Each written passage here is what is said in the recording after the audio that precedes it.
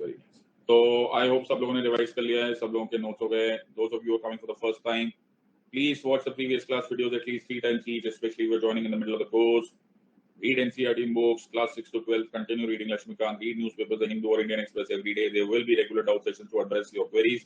Maintain decorum and discipline in the class. Any disturbing, foul, personal, political comments will not be tolerated. You may be blocked for this action. Make running notes of the class. No PDF shall be shared unless deemed really necessary by the educator. ये बड़ा जरूरी है. Also very very important, don't be late. और medium of teaching is Hindi as well as English. ये किसने इतने अच्छी तरह से हमको समराइज किया? ये कौन है? वो सॉलिड समराइजेशन चल रही है, रुको मेरे को देखने दो। समराइजेशन निहारिका बहुत बढ़िया, निपुण, दीपेश्वर, राहुल, मृदुल, अंशुल, राहुल बहुत बढ़िया, हर्षिता, आयुष, युवराज, राहुल, हर्षित, श्रुति, वैशु बहुत बढ़िया। ये किसने इतना किया है? पूजा, वेरी गुड। तो तुमको अच्छा बच्चा अवार्ड भी दिया जाता है साथ में। जानवी, वेरी नाइस, बहुत ही बढ़िया। तो तुमको अच्छा बच्चा अवार्ड मिलेगा। आप मुंबई में है क्या? मुंबई में क्यों होगा भाई? ओके, ऑलराइट, रशिया में जाओ तो ठीक है, मुंबई में क्या करूंगा? ऑलराइट, इन सब पोस्ट में मुंबई में देखिए, हद हो गई। ऑलराइट, सो अब हम चलेंगे आज का बहुत ही कॉम्प्लिकेटेड टॉपिक करने, और मुझे ऐसा उम्मीद है कि तुम इस वाली क्लास को बहुत ध्यान से देखोगे, बिकॉज ये फंडामेंटल राइट्स का the so called most important part माना जाना चाहिए। ओके, सो बहुत ध्यान से देखना। मोस्ट ऑफ द थिंग्स जो आप लोगों ने देखा नहीं है या फिर आपने पढ़ा नहीं है, वो आज हम कंप्लीट करेंगे, and I will try and ensure कि तुम्हें इसके बाद ये पढ़ने की जरूरत कभी ना पड़े। सो आज हम करेंगे राइट्स ऑफ प्रोटेक्शन। अब ध्यान से सुनो, एक एक line, concentrate on every alphabet, every comma that I am saying, और इस क्लास को तुम 4 बार नहीं 5 बार देखना। So try and understand what I am speaking with relationship to rights of protection. So when I am looking at rights of protection, actually rights of protection नाम के कोई राइट्स होते ही नहीं है। अगर तुम आमतौर पे बुक्स में देखोगे तो rights of protection rights of freedom में इंक्लूड हो जाते हैं। तो आप राइट्स ऑफ फ्रीडम को में ही article 19 to article 22, article 19 to article 22 count कर सकते हो। लेकिन अगर तुम्हें पढ़ने का दिल कर रहा है तो पढ़ लो। ओके, सो आर्टिकल 20, 21, 21A और 22 को तुम राइट्स ऑफ प्रोटेक्शन समझ सकते हो। तो सबसे पहले, वैसे ना ये ऐसा होना नहीं चाहिए, सर ऐसे बोला मत करो। वैसे तो एक दिन है ना, लिवर था ना, लिवर किडनी से मिलने गया, और लिवर ने किडनी को बोला मैं तुझसे ज्यादा इंपॉर्टेंट। फिर किडनी हार्ट को मिलने गई, और किडनी ने हार्ट को बोला मैं तुझसे ज्यादा इंपॉर्टेंट। फिर तीनों लोग दिमाग के पास गए, दिमाग ने बोला नादान परिंदो, तुम तीनों ही इंपॉर्टेंट हो, कुछ भी फेल हो जाओगे ना तो लफड़ा हो जाएगा। तो उसी तरह से कोई भी एक फंडामेंटल राइट को ज्यादा इंपॉर्टेंट नहीं बोलने का, सारे इंपॉर्टेंट होते हैं। लेकिन फिर भी हम लोग 3 आर्टिकल्स को गोल्डन ट्रायंगल बोलते हैं। क्या बोलते हैं सर? Golden triangles. एक है आर्टिकल 14, एक है आर्टिकल 19, एक है आर्टिकल 21। सो हैजार्डिंग अ गेस हम लोग इसको बोल सकते हैं that the 3 most important articles are 14, 19 and 21. Obviously the most important should be the backbone, which is article 32. लेकिन that's a different issue, that is an entirely issue, but the golden triangle 14, 19 and 21 को माना जाता है। Coming to that, बोलना नहीं चाहिए फिर भी बोल देते हैं। Article 21 happens to be the most important article amongst all other articles because it is a part of what is called as golden triangle. तो अब ना एक बार मेरे साथ मेमोराइज करेंगे everyone. सो आर्टिकल 21 की तारीफ में कुछ शब्द बोलने बड़े जरूरी है। तारीफ करूं क्या उसकी, सबको समझ। सो it is very very important कि तुम आर्टिकल 21 को मेमोराइज कर लो। आर यू अंडरस्टैंडिंग दिस और not? Yes sir. So article 21 is the most important article जिसको मैं चाहता हूं तो मेमोराइज करो, और मेमोराइजेशन आज ही हो जाए। हाँ सर, एक ही हो जाएगा। Ready everyone? Yes sir. तो article 21 says, article 21 says, no person shall be deprived of his life or personal liberty except according to procedure established by law. सब लोग चिल्ला के बोलेंगे सर, समझा? रख लिया सर? इतनी जल्दी कोई रख सकता है सर? जल्दी बोलो। नो पर्सन, सब लोग बोलेंगे no person shall be deprived, एक तो मेरी राइटिंग कितनी सुंदर होगी, shall be deprived of his life or personal liberty except according to procedure established by law। तुम्हें विश्वास भी नहीं होगा आज तुम्हारे पास कितना काम है, कितनी चीजें आज तुम्हें आज की क्लास में तुम्हें समझ में आ जाएगी। तो तुम्हारे लिए आज का day will be a very very very rewarding day. सबको समझ में आ गया? यस और नो? Everyone is memorise? तो इसे दीवार पे लिख लिया जाए, लाल रंग की नेरोलैक पेंट लो, बोल्ड फॉन्ट में लिखना, no person shall be deprived of his life और personal liberty except according to procedure established by law. तो हम इसमें से बहुत सारी चीजें पढ़ेंगे। ये है आर्टिकल 21। आज का keyword is person, life, personal liberty, procedure established by law. तो ये हमारे 4 कीवर्ड्स होंगे आज की क्लास के, और मेजॉरिटी ऑफ द टॉपिक्स तुम्हारे इसी से रिलेटेड खत्म हो जाएंगे। तो सबसे पहले तुम्हें ये पता होना चाहिए कि ये पर्सन को अवेलेबल है, यानी कि ये सिटीजन को भी अवेलेबल है, ये नॉन सिटीजन को भी अवेलेबल है। तो तुम्हें याद हो गया होगा 15, 16, 18 सब क्लॉज 2, 19, 29 एंड 30 में आर्टिकल 21 नहीं आता। फिर 2 वर्ड्स है, एक है लाइफ, एक है पर्सनल लिबर्टी, और एक वर्ड है प्रोसीजर एस्टैब्लिश्ड बाय लॉ। यहां तक सबको समझ में आ रहा है या नहीं समझ आ रहा है? एवरीवन हैज अंडरस्टूड दिस और? तो ये आर्टिकल 21 इतना इंपॉर्टेंट माना जाता है कि आर्टिकल 21 को डिस्क्राइब किया जाता है as the bedrock of the constitution of India. क्या बोला जाता है sir? It is called as the bedrock of the constitution of India. अगर आर्टिकल 21 नहीं तो कुछ नहीं। आर यू अंडरस्टैंडिंग दिस और नॉट? सबको समझ में आ रहा है या नहीं? तो वैसे तो नहीं बोलना चाहिए, लेकिन फिर भी बोलने का दिल करे कि कौन सा सबसे बड़ा आर्टिकल है और सबसे इंपॉर्टेंट आर्टिकल है, तो तुम बिंदास आंसर आर्टिकल 21 दे सकते हो। अब हम एक एक शब्द को पकड़ेंगे and we will try and understand the entire story. लेकिन सर ये लेकिन कैसे हो गया? आर्टिकल 21 पढ़ने से पहले सर आपको अपना मैथ्स ठीक करना चाहिए था। क्यों? क्योंकि आपने पहले आर्टिकल 19 पढ़ाया था, फिर आपने आर्टिकल 20 पढ़ाना चाहिए था, फिर आपने आर्टिकल 21 पढ़ाना चाहिए था। आपने 20 स्किप किया, आपको काउंटिंग नहीं आती। नादान परिंदो, अब मैं तुम्हें बताऊंगा कि आर्टिकल 21 कितना इंपॉर्टेंट है। उसके लिए मैं तुम्हें क्रिमिनल लॉ में क्रैश कोर्स दूंगा। क्या बात कर रहे हो? यस। तो मैं तुम्हें अगले 15 मिनट में क्रिमिनल लॉयर बनाऊंगा। तुम इतने लायक तो हो ही जाओगे कि तुम डिस्ट्रिक्ट कोर्ट में तो कम से कम जाके थोड़ी बहुत आर्गुमेंट कर सकोगे। Are you understanding? So let me give you a crash course in criminal law in order to understand article 21. all right, ready everyone? okay, so इसका कतई ये मतलब नहीं है कि तुम वकील बन जाओ, इसका मतलब यही है कि तुम सिर्फ इसको समझो। all right, so let's pay attention. तो स्टोरी स्टार्ट करते हैं। रेडी? तो इसी स्टोरी में बहुत कुछ आएगा। पेन पेपर रेडी रखना और पूरा 4-5 चम्मच च्यवनप्राश और 2 ग्लास दूध और 5 बादाम खाकर बैठ जाओ। सर इससे तो दिमाग बिल्कुल सुपर कंप्यूटर हो जाएगा, वही चाहिए मुझे। तो सबसे पहले स्टोरी स्टार्ट करते हैं। ये कौन है सर? इसका नाम है ए नाम है, बहुत ही अच्छा नाम है। यस, ए ऐसा खुशी खुशी जिंदगी काट रहा था। तो ए के खिलाफ अगेंस्ट ए एक पुलिस स्टेशन में इंफॉर्मेशन दी गई। अच्छा सर, कंप्लेंट दी गई।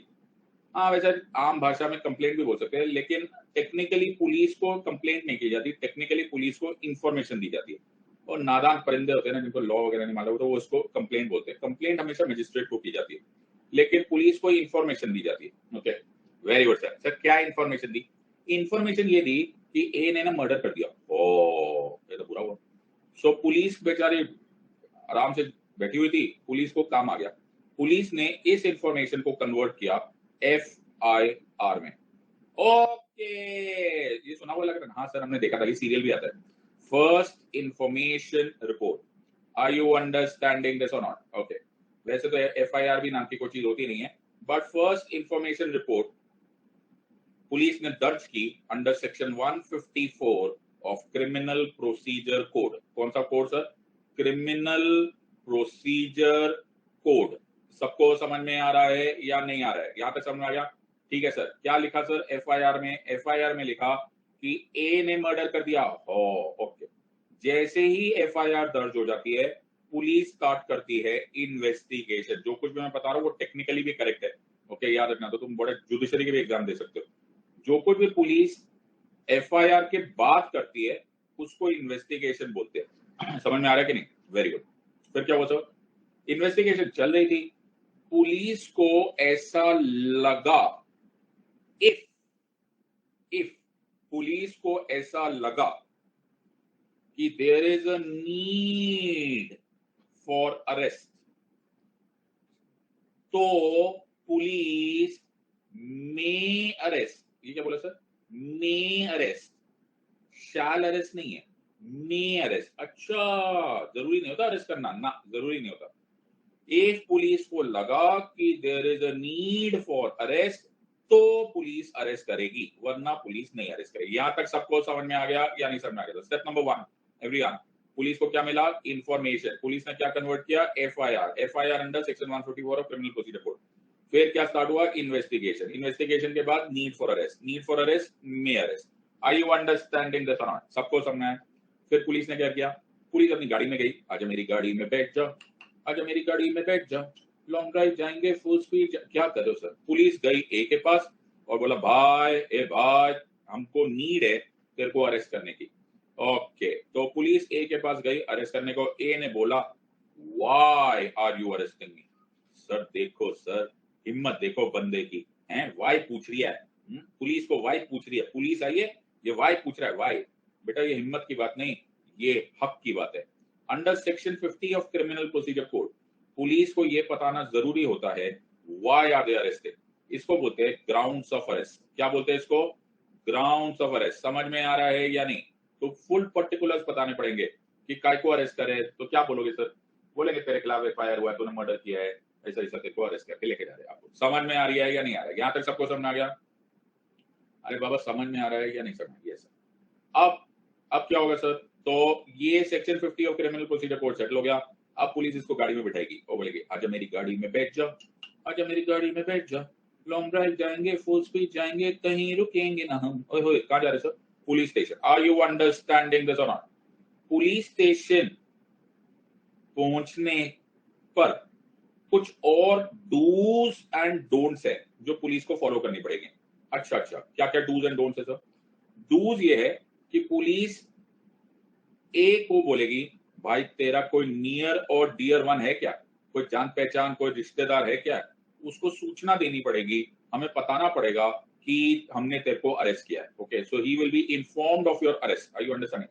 तो उसको बोलेंगे तू इतना पापा का, मम्मी का, पापा, भाई का, वाइफ का, दोस्त का, रिश्तेदार का, किसी का तो नंबर लिख दे, हम उसको बता देंगे। सर डोंट्स क्या है? डोंट्स, डोंट्स में ये है कि पुलिस को बोला गया कि यहाँ पर ना कोई थर्ड डिग्री मत करना, कोई फोर्स मत यूज करना, कोई थ्रेट मत यूज करना, कोई इस तरह का ब्राइबिंग मत करना कि तुम उसको कन्फेस करा दो, एक्सेट्रा एक्सेट्रा। ओके, अब यहां पर पुलिस को दो बहुत जरूरी काम करने हैं। क्या सर? पुलिस को एक चीज याद दिलानी है कि you have the right to have a lawyer. क्या है sir? You have the right to have a lawyer. Are you understanding this और नॉट? तो पुलिस को पहले रिमाइंड कराना पड़ेगा ए को कि भाई अपने वकील को बुलाना है तो बुला ले। दूसरा, पुलिस को यह बताना पड़ेगा कि you have a right to have a bell.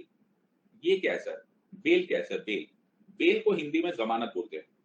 अब यहां से मुझे थोड़ा सा परे होके पढ़ाना पड़ेगा। और जब भी तुम अरेस्ट होंगे, सर हम क्यों अरेस्ट होंगे? नहीं, मतलब कोई भी अरेस्ट होगा, जब भी कोई ऑफेंस करोगे या किया होगा किसी ने, तो उसको हम दो कैटेगरीज में क्लासिफाई करते हैं। एक ऑफेंस होता है बेलेबल ऑफेंस। क्या होता है सर? Bailable offence. एक होता है non bailable offence. Sir not bailable, not bailable नहीं है, नॉन बेलेबल ऑफेंस है। ओहो, बेलेबल ऑफेंस वो होता है जो as a matter of right तुमको जमानत मिल जाता है। तो तुमने गुनाह किया, तुमको पुलिस ने अरेस्ट किया, और एज अ राइट तुमको बोला जाता है भाई एक श्योरिटी ले आ, एक जमानती ले आ, फॉर्म नंबर 45 बेल बॉन्ड भर और घर चलेगा। Are you understanding this? तो ये जो एक्सीडेंट केसेस होते हैं तुमने देखा होगा, तुमने बोलते यार एक्सीडेंट हो गया, वो कोई बात नहीं यार, एक्सीडेंट हो गया, बड़ा बुरा हुआ। दो जो एक्सीडेंट हो गया तो 279 लग गया, रैश एंड नेग्लिजेंट ड्राइविंग, फलान फलान, बट वो बेलेबल ऑफेंस है, फिर वो बेल बॉन्ड भरता है, फिर चले जाता है। सर मतलब केस खत्म हो जाता है? नादान परिंदो, केस नहीं खत्म हुआ, घर चला गया, फिर उसको बाद में कोर्ट में आना पड़ता है। Are you understanding this part? सबको समझ में आ रहा है या नहीं समझ में आ रहा है? Everyone has understood? अच्छा, ओके। तो बाद में होता है नॉन बेलेबल ऑफेंस, वो होता है जो सीरियस ऑफेंसेस होते हैं, जैसे मर्डर, रेप, असॉल्ट, ज्यादातर assault, attempt to murder etcetera. ये सारे में राइट नहीं है, तुम्हारा अधिकार नहीं है बेल मिलने का। वो कोर्ट को सेटिस्फाई करना पड़ता है कि भाई कि माय लॉर्ड प्लीज प्लीज ये बंदा अच्छा है, इसको प्लीज जाने दिया जाए। जब कोर्ट का बुलावा आएगा ये कोर्ट में पेश हो जाएगा। इन other words, it is not your right, it is the discretion of the court. Discretion मतलब मेरी मर्जी। यहां तक सबको समझ में आ रहा है या नहीं आ रहा है? Everyone has understood. अब नकुल को तो पता ही नहीं है क्या कि कौन सा बेलेबल ऑफेंस है, कौन सा नॉन बेलेबल ऑफेंस है। हाँ, कपिल को तो पता ही नहीं है कौन सा बेलेबल ऑफेंस है, कौन सा नॉन बेलेबल ऑफेंस है। रत्नम को तो पता ही नहीं है कौन सा बेलेबल ऑफेंस है, कौन सा नॉन बेलेबल ऑफेंस है। बिल्कुल सही बात है सर, यही काम थोड़ा ना हमारा। तो ये पुलिस को तो मालूम है, अगर बेलेबल ऑफेंस है, अगर जमानती अपराध है, तो पुलिस का फर्ज है कि पुलिस बताए that you have the right to have bail. बात समझ में आ रही है या नहीं आ रही है? एवरीवन हैज अंडरस्टूड दिस और नॉट? सबको समझ में आ रहा है यहां तक नहीं? तो मैंने तुम्हें पता नहीं कितने सालों का क्रिमिनल लॉ 10 मिनट में पढ़ा दिया। आर यू अंडरस्टैंडिंग दिस और नॉट? सबको समझ में आया या नहीं? तो हम में से जो लॉयर होंगे ना, उनको रियलाइज होगा कि सर ये पढ़ते पढ़ते सर उम्र कट गई। Are you understanding this part? सबको समझ में आ रहा है या नहीं? बहुत बढ़िया सर, आगे चलते हैं। तो सर अभी हम कहां पर बैठे हुए हैं? तो ए को मैंने डाला हुआ है पुलिस स्टेशन में। ए को कहां डाला हुआ है सर? पुलिस स्टेशन में। Very good sir. फिर क्या हुआ बेटा? यहां पर है स्यापा, जहां से तुमने उसको अरेस्ट किया है। हाँ सर, जिस टाइम पे तुमने अरेस्ट किया है उस टाइम से 24 घंटा है तुम्हारे पास। सिर्फ 24 घंटे है तुम्हारे पास। क्यों सर? 24 घंटे में ये मैंडेटरी है कि पुलिस इसको नियरेस्ट मजिस्ट्रेट के कोर्ट में पेश करे। आर यू अंडरस्टैंडिंग दिस और नॉट? सर 24 घंटे में? Yes. So from the point of arrest the police has only 24 hours to make him appear before the nearest court. Sir गाड़ी puncture हो गई थी सर, ट्रैफिक हो गया था सर, वो गाड़ी खराब हो गई थी। हाँ, उस बारे में कोई चिंता नहीं। ये 24 घंटे excludes the time to travel. Are you understanding this or not? सबको समझ में आ रहा है या नहीं? Everyone has understood. So ये कहाँ लिखा हुआ है सर? ये लिखा हुआ है section 57 of criminal procedure code में। सबको समझ में आ गया या नहीं आया? तो एक बार क्विकली रिवाइज करेंगे। हाँ सर, तो स्टेप बाय स्टेप चलेंगे। ओके, ये है ए के खिलाफ आई इंफॉर्मेशन में था उसने अरेस्ट, उसने मर्डर कर दिया है। इंफॉर्मेशन कन्वर्ट हो गई एफआईआर में 154 में। यस सर, एफआईआर के बाद हुआ इन्वेस्टिगेशन चालू हुई, पुलिस को नीड फील हुई, मे नीड टू अरेस्ट। अगर अरेस्ट का दिल किया तो section 50 of criminal procedure code follow करना पड़ेगा, ग्राउंड्स ऑफ अरेस्ट बताना पड़ेगा, और फिर गाड़ी में बिठाकर लेकर जाना पड़ेगा। अगर मेरी गाड़ी की वेट कहाँ लेकर जाएगा sir? Police station. Police station में कुछ डूज है, कुछ डोंट्स हैं। डूज में बताना पड़ेगा उसको नियर एंड डियर वन को इन्फॉर्म करवाना पड़ेगा, उन्हें बताना पड़ेगा कि तेरे पर वकील की जरूरत है तो बुला ले भाई, right to have a lawyer. और डोंट्स में ये है कि उसमें ये बोलना पड़ेगा कि हम कोई फोर्स नहीं यूज करेंगे, कोई थ्रेट नहीं यूज करेंगे, कोई कोर्शन नहीं यूज करेंगे, कोई थर्ड डिग्री नहीं देंगे, और ये बड़ा ही जरूरी काम है। Very good sir. उसके बाद यहाँ पर पुलिस को ये भी बताना पड़ेगा that you have the right to have a bail. But sir हर केस में थोड़ा ना होगा, ये बात भी ठीक है। Right to have a bail हर केस में नहीं होगा, बिकॉज ये केवल तब बोला जाएगा जब वो बेलेबल ऑफेंस है। तो क्रिमिनल प्रोसीजर कोड के पीछे जाके खोलोगे तो शेड्यूल्स में दिखेगा कौन सा बेलेबल ऑफेंस है, कौन सा नॉन बेलेबल ऑफेंस है। Very good sir. फिर क्या होगा?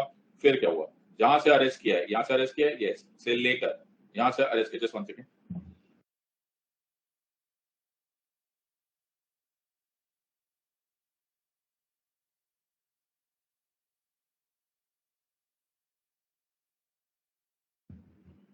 So the point of arrest, ये बहुत इंपॉर्टेंट है। पॉइंट ऑफ अरेस्ट और टाइम ऑफ अरेस्ट से लेकर, ओके, टाइम ऑफ अरेस्ट से लेकर केवल 24 घंटा है तुम्हारे पास, और तुम्हें नियरेस्ट मजिस्ट्रेट या नियरेस्ट कोर्ट में उसको पेश करना जरूरी है। ये लिखा हुआ है सेक्शन 57। प्लीज रिमेंबर, इसमें excluding the time for travel होता है।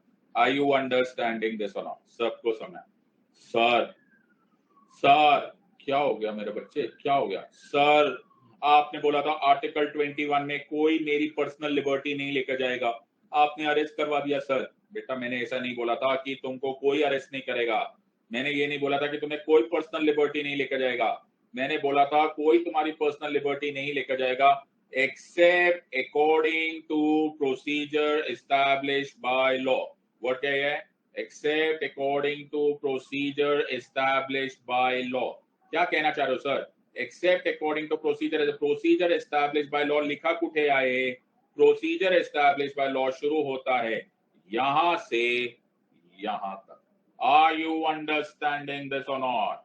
प्रोसीजर एस्टैब्लिश्ड बाय लॉ यहां से शुरू होकर यहां तक खत्म होता है। लॉ का नाम है क्रिमिनल प्रोसीजर कोड, और ये मैंडेटरी है कि तुम हर सेंटीमीटर, हर मिलीमीटर, हर इंच तुम एग्जैक्टली ऐसे ही फॉलो करो।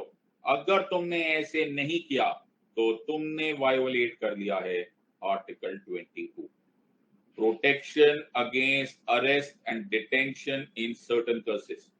यानी कि अगर तुमने 1 इंच की गलती कर दी, 1 सेंटीमीटर की गलती कर दी, तो हम बोलेंगे यू हैव वायोलेटेड आर्टिकल 22। अगर तुमने वायोलेट किया है आर्टिकल 22 तो ये अरेस्ट इलीगल अरेस्ट कहलाएगा, ये अरेस्ट आर्बिट्ररी अरेस्ट कहलाएगा।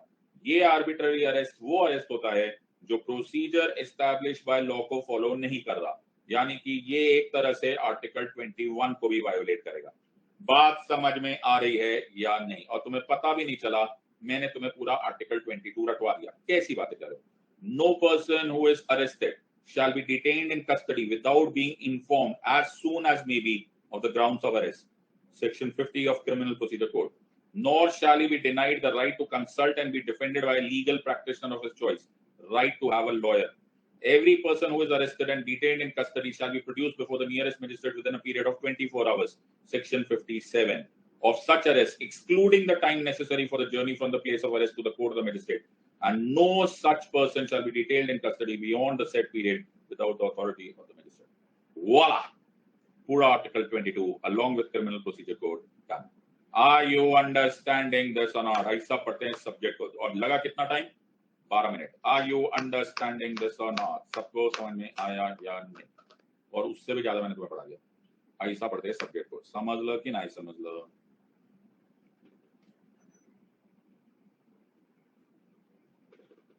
तो इतनी जल्दी तो सर हम किताब भी नहीं खरीदते जितनी देर में आपने किताब पढ़ा दी। Are you understanding this? Okay sir, बहुत बढ़िया। अभी मैं पढ़ाऊंगा, फिर लोग होशियारी करेंगे, फिर लोग सब पूछेंगे क्रिमिनल लॉ सर हवलदार क्या करता है, इंस्पेक्टर क्या करता है, ओके सैटरडे संडे को क्या होता है, फिर लोगों के पर्सनल सवाल आने लगते हैं।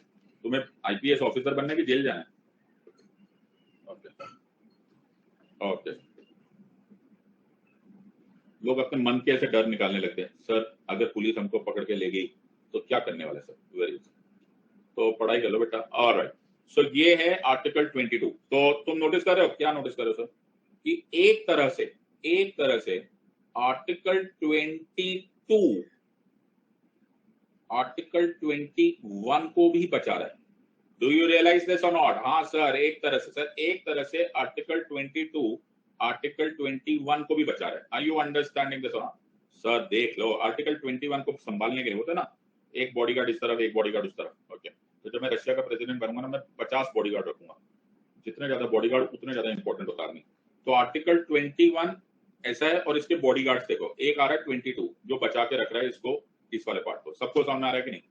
ऑलराइट, तो everyone is understand. Sir story आगे चलाते हैं। हाँ स्टोरी आगे चलेंगे। ओके, सो अभी तक कहाँ गए हम लोग? कहाँ गए वो? हाँ अभी तक कहाँ गए सर? अभी तक उसको पुलिस स्टेशन में रखा हुआ है हमने, ठीक है। अब पुलिस स्टेशन से कोर्ट में लेकर जाते हैं। तो अभी हम कोर्ट में लेकर जा रहे हैं। सर कोर्ट में क्यों लेकर जा रहे हो? सर कोर्ट में इसलिए लेकर जा रहे हैं क्योंकि 24 घंटे से ज्यादा आप उसको रख नहीं सकते। अब जो वर्ड्स है ना उनको समझने की कोशिश करो। हम ऐसे नहीं बोलेंगे रख नहीं सकते, हम बोलेंगे his detention beyond 24 hours is not allowed. Are you understanding this part? Word क्या है? सो आमतौर पे हम लोग वर्ड यूज करते हैं अरेस्ट एंड डिटेंशन। अब देखो ये दोनों वर्ड्स बड़े मजेदार वर्ड्स हैं। हर अरेस्ट डिटेंशन होता है, लेकिन हर डिटेंशन अरेस्ट नहीं होता। वाह वाह वाह, कभी इन पंक्तियों में क्या कहना चाह रहे हैं? तो मैंने तुम्हारा हाथ पकड़ा, ओके, सो मैंने रॉकस्टार को ऐसा बोला, मैंने कहा रॉकस्टार इधर आइयो, ओके, और आप कौन हो सर? मैं पुलिस ऑफिसर। अच्छा, और मैंने पुलिस ऑफिसर को ना, तो मैंने रॉकस्टार को बैठा, मैंने कहा बेटा ये है थाना, थाने में बैठे रहियो, यहां से बाहर जाना मना है। Are you understanding? तो क्योंकि मैंने तुम्हारी फिजिकल इंडिपेंडेंस या फिजिकल लिबर्टी को रोक दिया है, तो मैं बोलूंगा rockstar is under detention. Are you understanding this part? फिर मेरे को बाद में रियलाइज हुआ, ओहो, इसका जो कागजी कार्रवाई है ना वो नहीं हुई है। इन अदर वर्ड्स, अब मैं इसको फॉर्मली अरेस्ट करूंगा। तो मैं एक अरेस्ट मीमो बनाऊंगा और इसको फॉर्मली अरेस्ट करूंगा।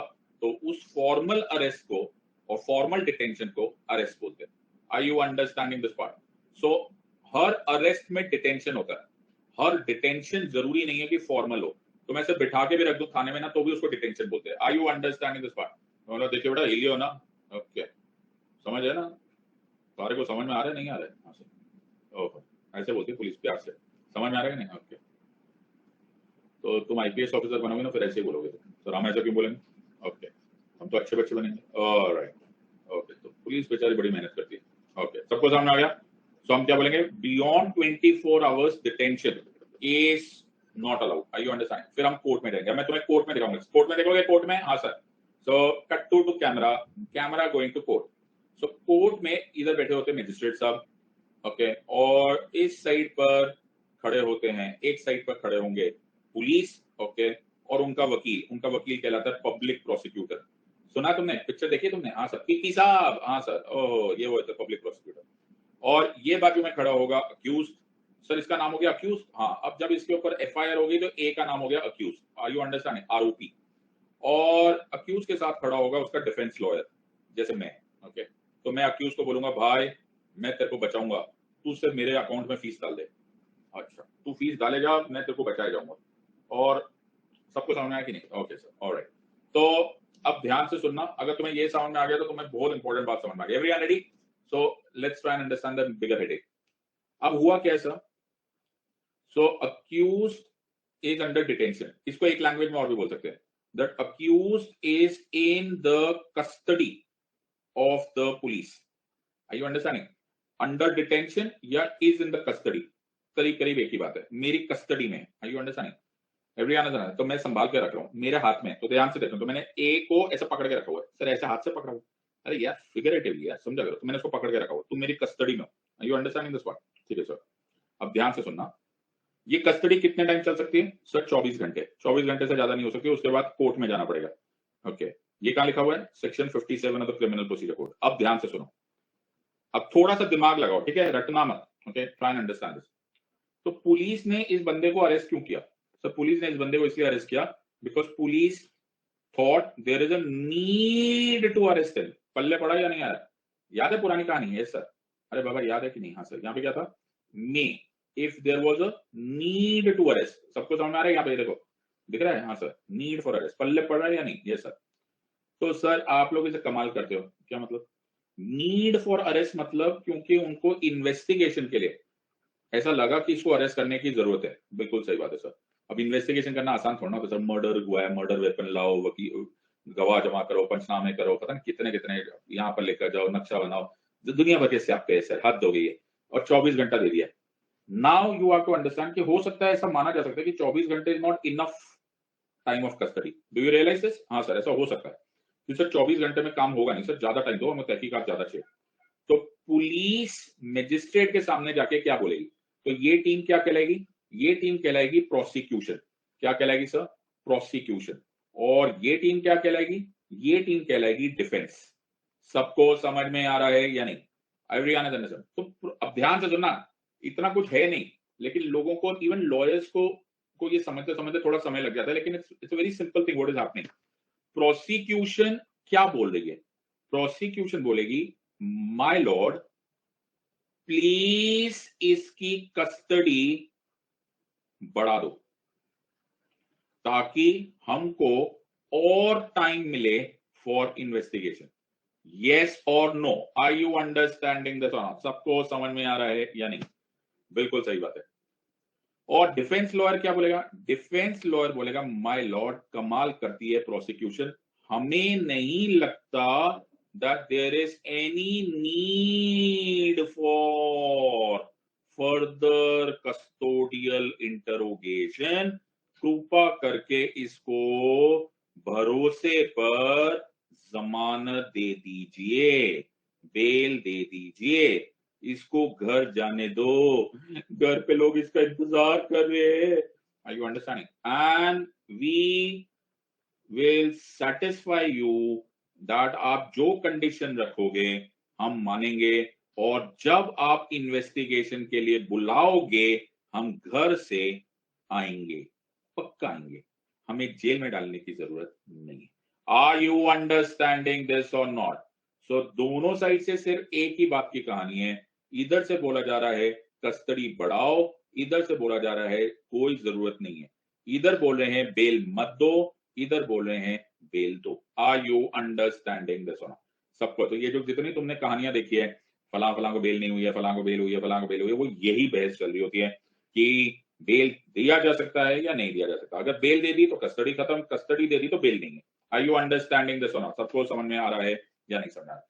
जिनको अभी भी नहीं समझ में आ रहा वो या तो ये वाले वीडियो को 5 बार देखें, नोट्स बनाए और समझने की कोशिश करें, और अगर उसके बाद भी नहीं समझ में आ रहा तो टाटा स्काई पे जाके पोगो देखिए, ओके, उस पर छोटा भीम आ रहा है। और अगर छोटा भीम भी नहीं समझ में आ रहा तो कुछ और करिए, ओके, बिकॉज ये भी समझने के लिए बहुत शार्प दिमाग की जरूरत है, हर एक का होता नहीं है, इसलिए 5-5 6-6 बार देखो ये वीडियोस को, okay. So now understand this.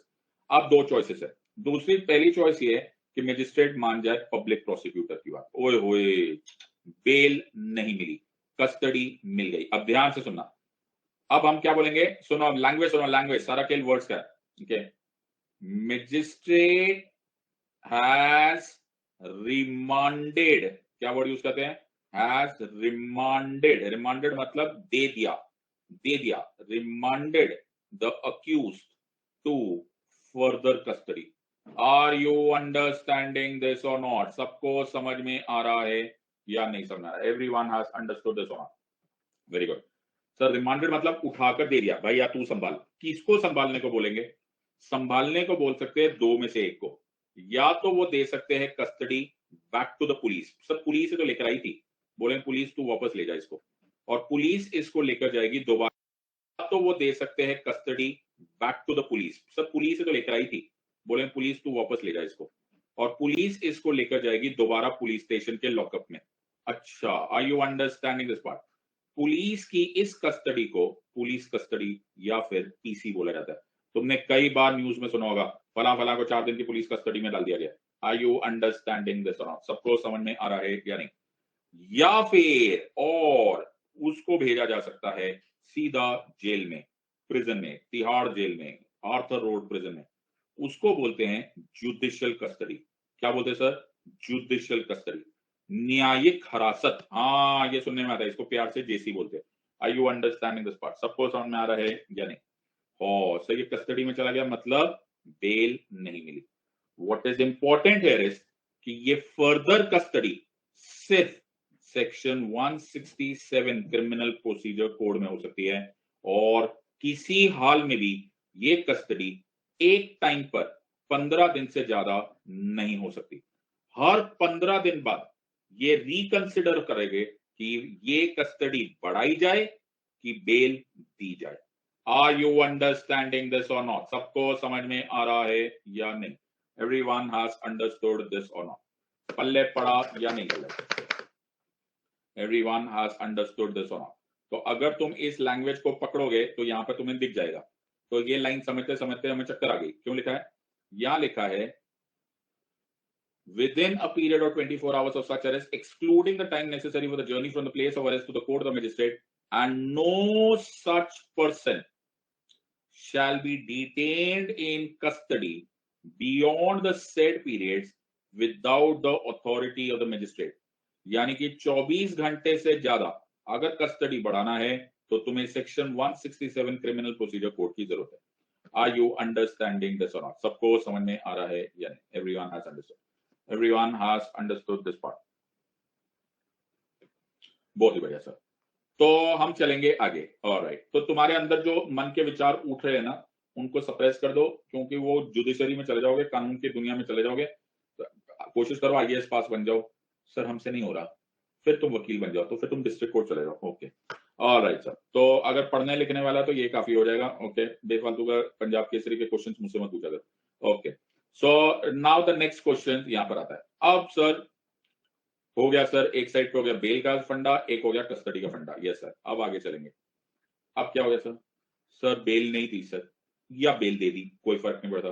Sir custody नहीं दी सर, या कस्टडी दे दी, कोई फर्क नहीं पड़ता। केस अभी खत्म नहीं हुआ है। हाँ, please understand this, this is only the first stage. Case अभी खत्म नहीं हुआ है। Are you understanding? Even if जमानत मिल गई या जमानत नहीं मिली, केस अभी खत्म नहीं हुआ है। अब केस चलेगा। केस चलने के समय कोर्ट सबसे पहले अक्यूज को पूछेगा, my dear accuse, okay, my dear accuse, तुम पर इल्जाम है कि तुमने मर्डर किया है, क्या तुमने किया है? Do you plead guilty? Word क्या यूज करोगे? डू यू प्लीड गिल्टी, यानी कि तुम मानते हो कि तुमने गुनाह किया है। सर इंडिया में कोई नहीं मानता, 90% ऑफ द टाइम्स, 99% टाइम्स कोई नहीं मानता। तो अक्यूज बोलेगा no, I don't plead guilty, I claim trial. क्या वर्ड यूज करा सर? I claim trial. ये क्या सर? आई क्लेम ट्रायल मतलब वो बोलेगा my lord let us have a criminal trial. Sir ये क्रिमिनल ट्रायल क्या होता है? क्रिमिनल ट्रायल एक जंग होती है। ओके, जिंदगी हर कदम एक नई जंग है। क्या है सर? एक साइड पे है प्रोसिक्यूशन और एक साइड पे है डिफेंस। प्रोसिक्यूशन और डिफेंस अपने अपने तरह से विटनेस यानी कि गवाह प्रोड्यूस करेंगे, एविडेंस प्रोड्यूस करेंगे, अपने अपनी आर्गुमेंट्स करेंगे और दोनों एक दूसरे को हराने की कोशिश करेंगे। इसको बोलते हैं क्रिमिनल ट्रायल। इंडिया में एक रूल है, इंडिया में रूल है कि प्रोसिक्यूशन को अपना केस प्रूव करना होता है, डिफेंस को अपना केस डिसप्रूव या चार्जशीट को डिसप्रूव करना नहीं होता है। तो प्रोसिक्यूशन क्या प्रूव करता है? प्रोसिक्यूशन वो प्रूव करता है जो कि पुलिस ने इन्वेस्टिगेशन करके, सारी फाइनल इन्वेस्टिगेशन करके फाइनल रिपोर्ट बनाई होती है। अच्छा, तो सारी इन्वेस्टिगेशन होती है जिसमें विटनेसेस के नाम होते हैं, क्या एविडेंस है, सीसीटीवी कैमरा है, इसको बोलते हैं फाइनल रिपोर्ट या फिर चार्जशीट। चार्जशीट पेश करने के बाद प्रोसिक्यूशन उसको साबित करता है, उसको साबित करने को बोलते हैं to be proved beyond reasonable doubt. क्या वर्ड यूज करे सर? एवरीवन क्या बोले सर?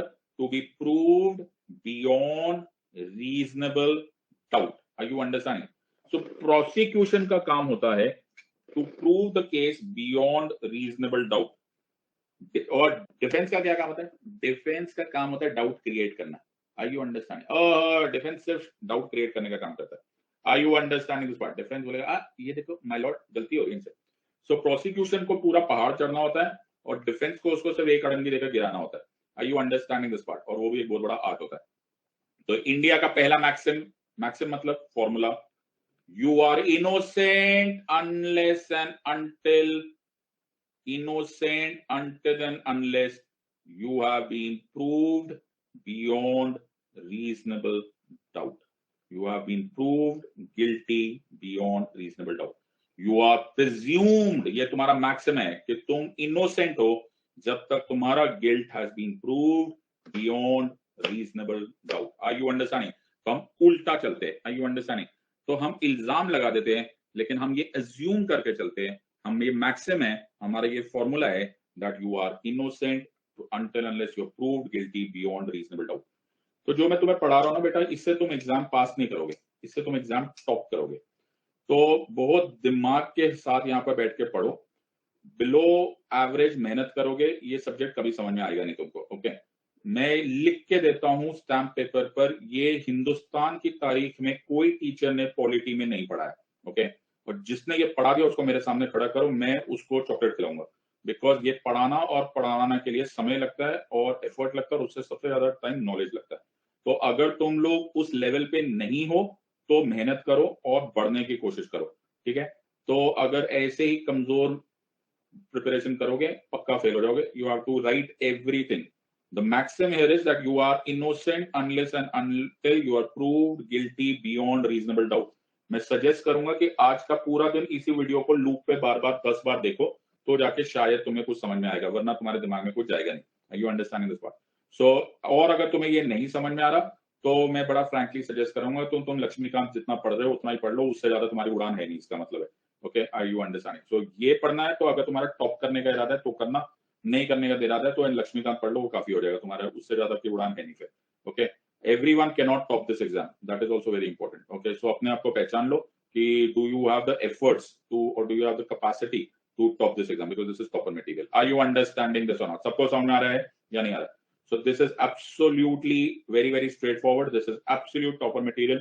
अगर तो तुम में उतनी मेहनत करने की क्षमता है कि तुम टॉप करना चाहते हो तो ये पढ़ लेना, और अगर नहीं समझ में आ रहा यार ये तो जरूरत से ज्यादा ही हो रहा है तो छोड़ के बैठ जाना, इसे एब्सोल्युटली छोड़ दो। ओके, इसको जितना लक्ष्मीकांत में पढ़ लिया उतना पढ़ लिया, काफी हो गया तुम्हारे लिए। Okay, so it is completely on you. Alright, हर एक टॉप कर नहीं सकता बेटा, तो अपनी अपनी मेहनत के अनुसार करो। ओके, सो बाकी लोग को भी देख सकते हैं। ऑलराइट, सब लोग को पास हो नहीं सकते। मेरा काम है तुमको 24 कैरेट रॉक सॉलिड देना।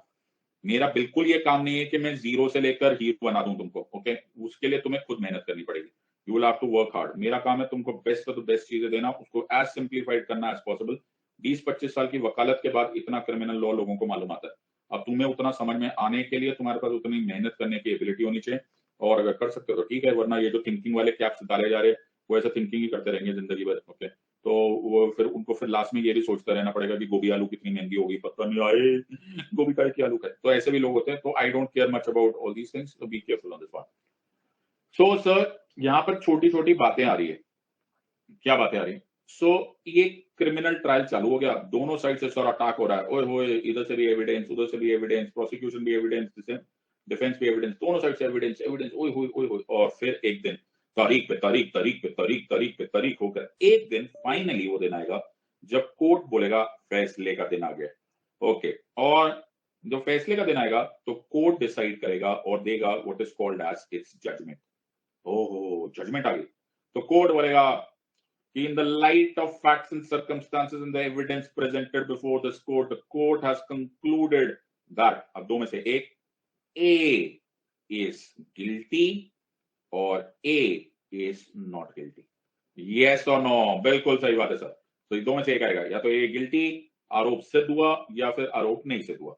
अगर A is not guilty तो उसको बोला जाता है एक्विटल। क्या बोला जाता है sir? Acquittal. Are you understanding? Very good sir. इसको क्या बोलते हैं? एक्विटल।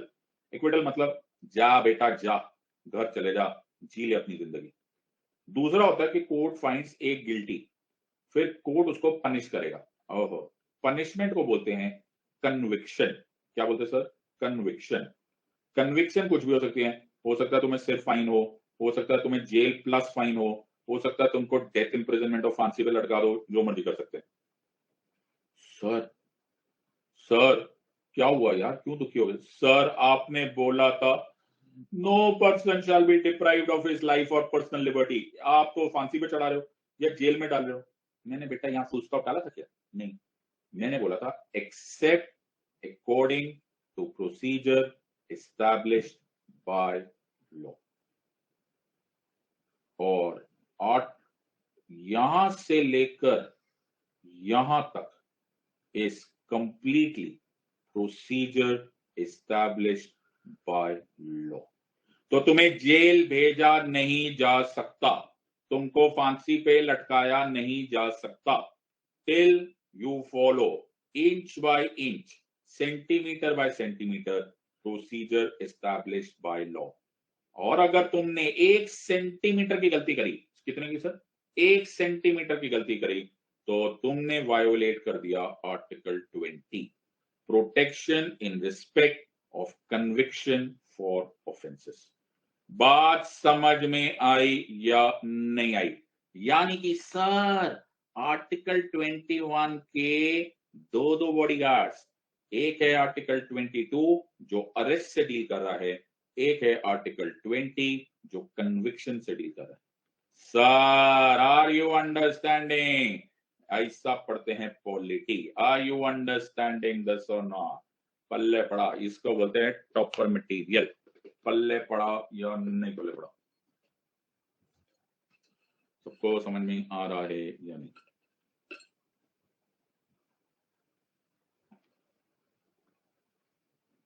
तो मैंने तुम्हें 1 घंटे में वो सिखा दिया जो एक नॉर्मल क्रिमिनल लॉयर को पढ़ने में 15-20 साल लग जाते हैं। आर यू अंडरस्टैंडिंग दिस और नॉट?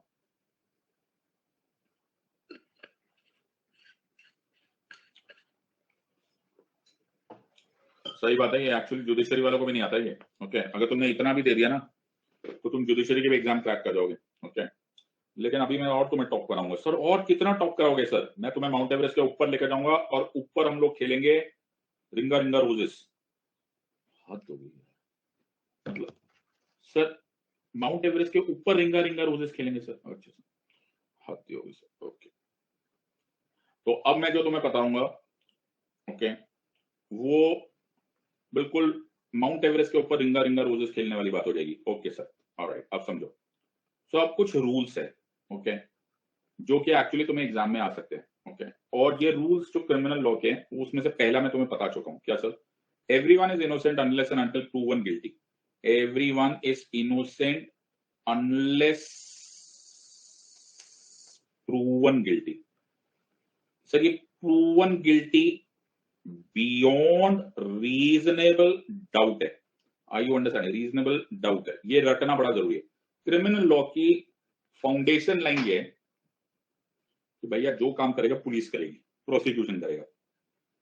तो तुम लोगों ने देखा होगा ना, ये सब फिजूल का जो बॉलीवुड में दिखाते हैं ना, पहले मैं साबित करूंगा, माय लॉर्ड मैं तो वहां था ही नहीं, ये नहीं था, वो नहीं था। अबे चुप बैठ ना, चुप बैठ, तुम्हारा काम ही नहीं है, वो पुलिस का काम है।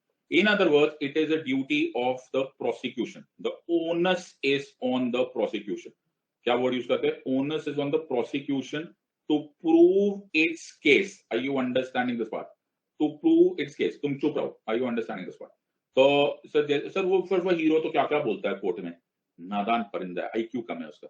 ओके, च्यवनप्राश खिलाओ उसको, उसको बोले वकील से मिले। चुप रहने का, बोलने का नहीं, सामने वाले को प्रूव करना है, तुमको तो सिर्फ डाउट क्रिएट करने का। सर एक प्रॉब्लम है, क्या हुआ? तो मेरा एक हिंदी फिल्म में ना, बॉलीवुड में एक हीरो फ्रेंड था। अच्छा, तो वो जो बॉलीवुड का हीरो था ना, उसको उठाकर ना पुलिस ने ना, वो जो एसएचओ था ना, उसके साथ उसका पंगा था। फिर पुलिस उसको उठाकर लेकर जाती है, थाने में लेकर जाती है, पकड़ के पीटती है, वो पूरी रात पीटते जा रहे हैं। वो भी सर अपने मसल्स दिखाए जा रहा है, ओए होए पूरा पसीना पसीना हो गया, पिटते जा रहा है, पिटते जा रहा है। पुलिस वाले उसको बोल रहे हैं, तू मान तूने ही मर्डर किया है, तू मान तूने मर्डर किया है। पूरा खून लहू लुहान हो गया सर, हीरोइन चिल्ला रही है, हीरो पिट रहा है। ओके, पूरा पिट पिटा के हालत हो गई सर, हड्डियां टूट गई। उसने माना नहीं सर कि मैंने मर्डर किया है। देख लो सर, हीरो कितना स्ट्रांग है बेटा, फिजिकली स्ट्रांग होगा, मेंटली बिल्कुल वीक है। उसे बोल सिद्धार्थ अरोरा एडवोकेट से मुलाकात करे, वो 3.2% डिस्काउंट देगा। क्योंकि उसको बोलना चाहिए था कि तुम मान भी जाता ना तो भी तेरा कुछ ना जाता। क्यों?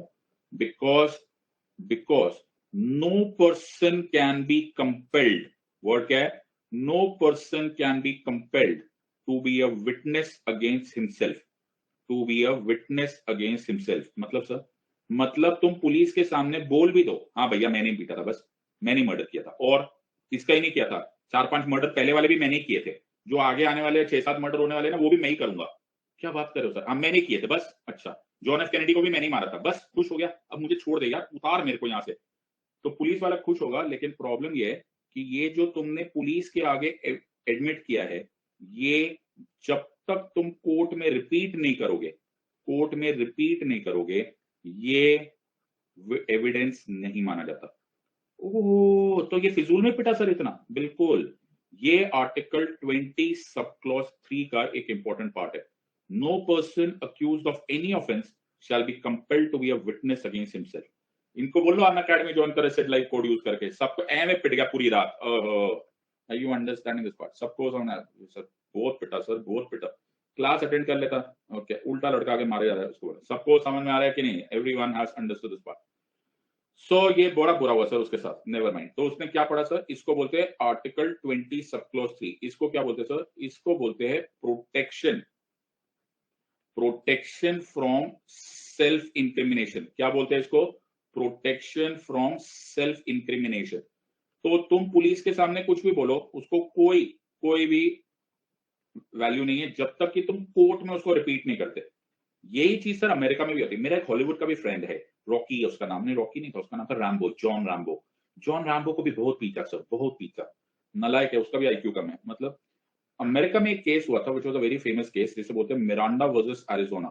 मिरांडा वर्सेस एरिजोना इस एक लैंडमार्क केस है of United states of America, जो 1966 में इस एक बंदे के ऊपर हुआ था। मैं तुम्हें इसकी कहानी बाद में बताऊंगा, पहले मैं तुम्हें कुछ और सुनाऊंगा।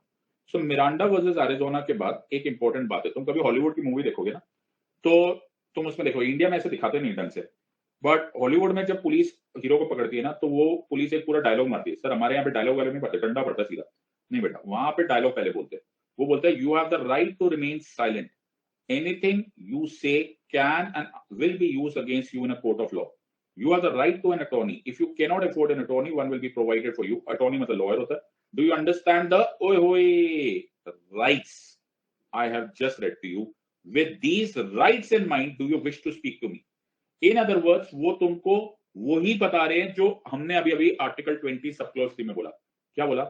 You have the right to remain silent. तुम चुप रहो, तुम्हें बोलने की जरूरत नहीं है। प्रोसिक्यूशन का काम है प्रूव करना। You can protect your self from self incrimination. तो पुलिस तुमको बोलेगी, तुम्हारा नाम, तुमने मर्डर किया है? अपूर्व। अपूर्व बोलेगा नहीं।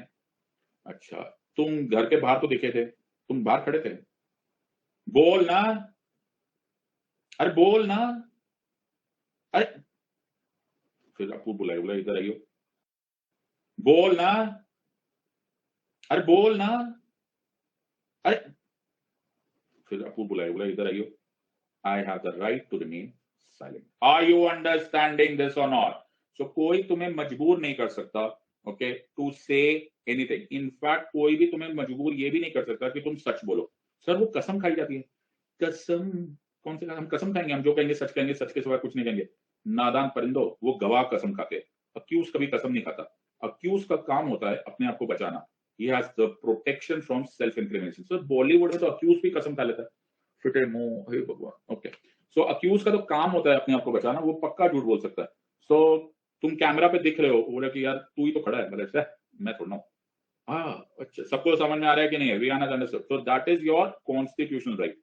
अमेरिका में एक केस हुआ था which was called as Miranda versus Arizona. Okay, ये जो मिरांडा बंदा था, ये बंदा था मिरांडा, बहुत ही नीच आदमी था ये। ओके, इसने एक छोटी बच्ची के साथ सेक्सुअल असॉल्ट किया था और फिर इसको अरेस्ट कर लिया था और ये जेल में था।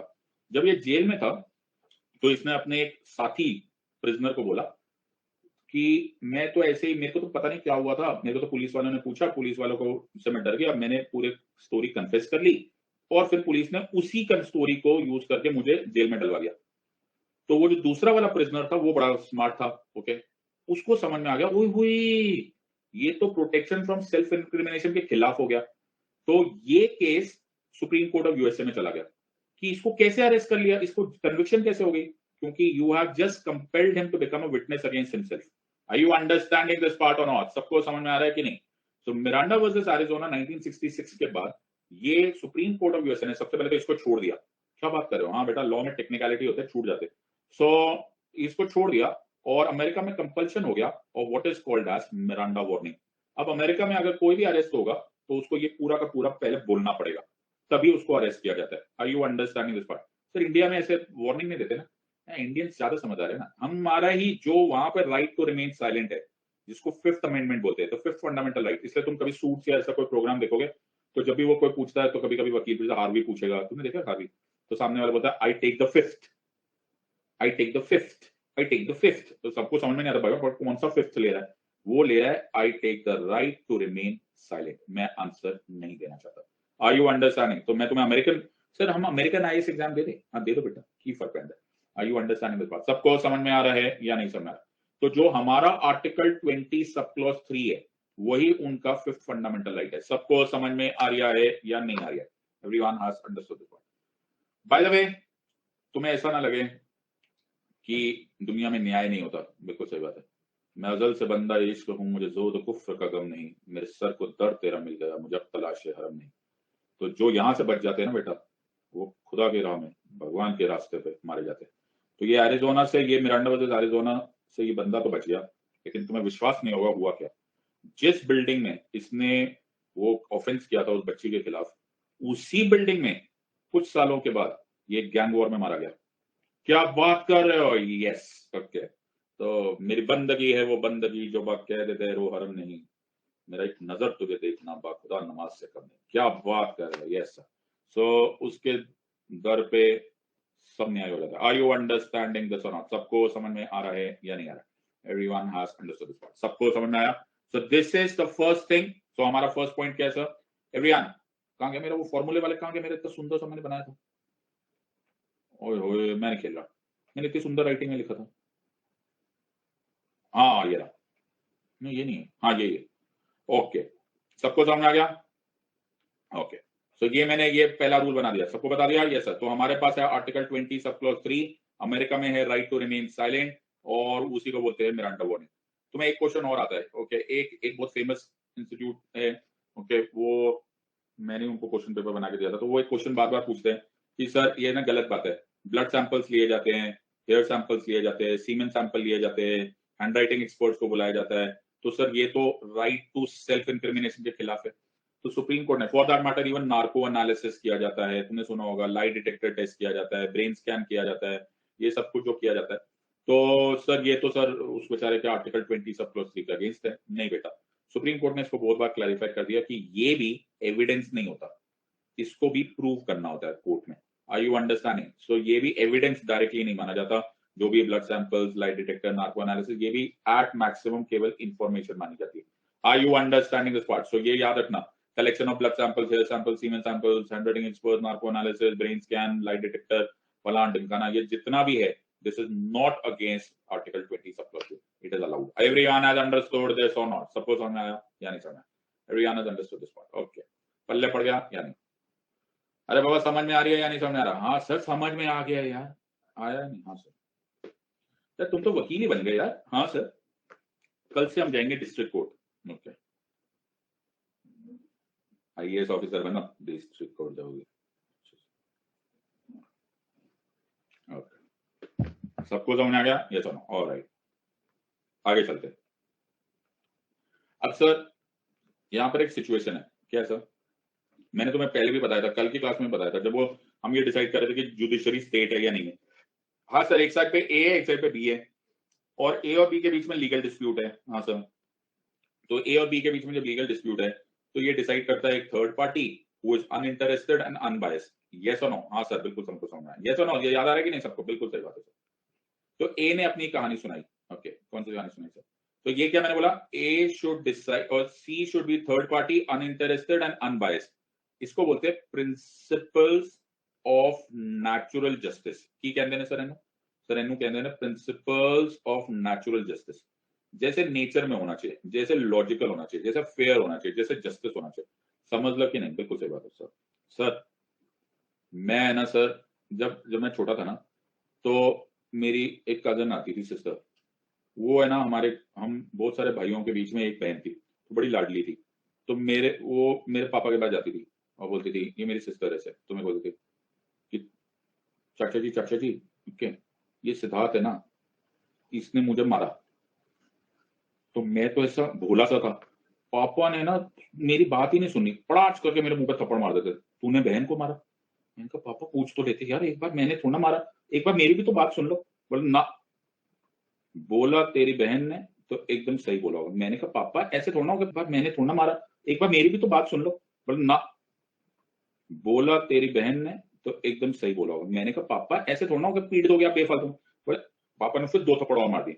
मैंने कहा पापा आप ना गलती कर रहे हो, आप नहीं फॉलो कर रहे प्रिंसिपल्स ऑफ नेचुरल जस्टिस। तो पापा ने फिटे मुंह घर से निकल, प्रिंसिपल्स ऑफ नेचुरल जस्टिस पढ़ाएगा, बड़ा आया वकील। ओके, तो प्रिंसिपल्स ऑफ नेचुरल जस्टिस के अनुसार एक की कहानी सुनकर पीटना नहीं चाहिए। बिल्कुल सही बात। उसी तरह से court should not decide only on hearing one, दोनों की बात सुननी चाहिए। हाँ सर, इसीलिए फॉर्मूला का नाम है ऑडी ऑल्टराम पाटम। ये कौन है सर? ऑडी ले आए सर आप?